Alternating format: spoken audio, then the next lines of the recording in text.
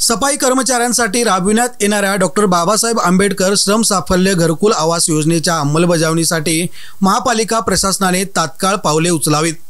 या मागणीसाठी माजी उपनगराध्यक्ष रवी राजपुते यांच्या नेतृत्वाखाली 14 एप्रिलपासून बेमुदत उपोषण करण्यात येणार आहे। ही माहिती त्यांनी पत्रकार परिषदेत दिली।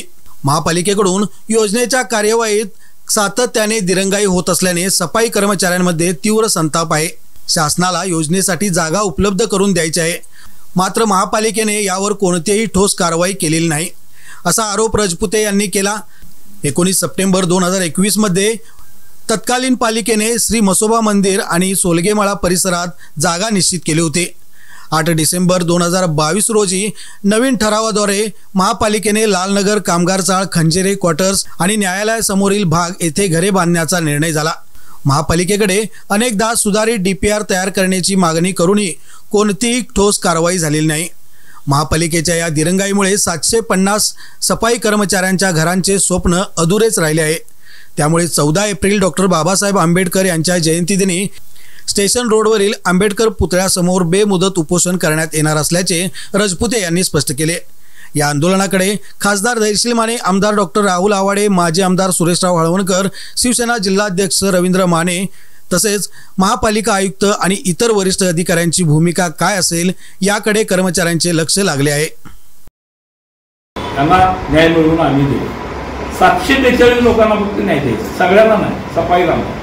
मग हे या लोकांच्या बरोबर कुठल्याही पद्धतीचं होणे नाही असं दिसायला लागले।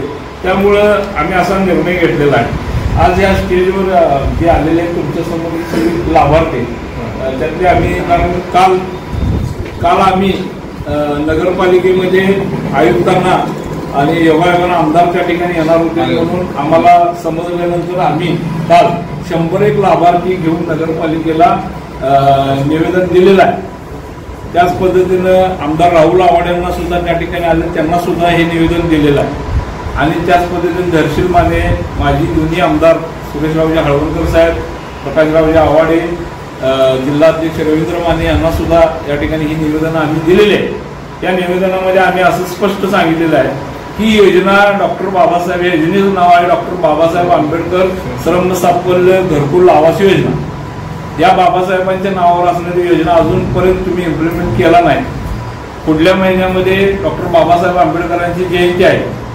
या जयंतीच्या दिवसाच्या अगोदर तुम्ही मिटिंग घेऊन या संदर्भात शासनाने, प्रशासनाने जर ह्याच्या संदर्भात चारही ठिकाणी मी म्हणतो 4 ठिकाणी 150 पावणे 200 प्रमाणे केलं तरी 750 लोक मरून येऊ शकतात। 4ही ठिकाणी आम्ही म्हणतोय सिंगल केलं, आम्हालाही कळते जागा अपुरी पडणार आहे, परंतु आम्ही 2 मजली करा, काय हरकत नाही म्हणून सांगितलं। 12 मजली 2 मजली करा, जेणेकरून सगळ्यांना या ठिकाणी त्याप्रमाणे मोफत घरं मिळतील, अशा पद्धतीनं सूचना केलेल्या आहेत। आणि दरम्यानच्या काळामध्ये जर तुम्ही हे केला नाही तर नाईलाजास्तव डॉक्टर बाबासाहेब आंबेडकरांच्या नावावर ही योजना असल्यामुळे त्यांच्या जयंतीच्या दिवशी त्यांच्या पुतळ्याच्या समोर मी आणि त्या परिवारात ज्यांचं या ठिकाणी 25 वर्ष पूर्ण गेले, ती वयती झाले, त्यांच्या परिवारातील लोक आहेत, त्या सफाई कामगाराला जरूर बसता येणार नाही त्या ठिकाणी उपोषणला, परंतु त्यांचा परिवार बसायला काय हरकत नाही।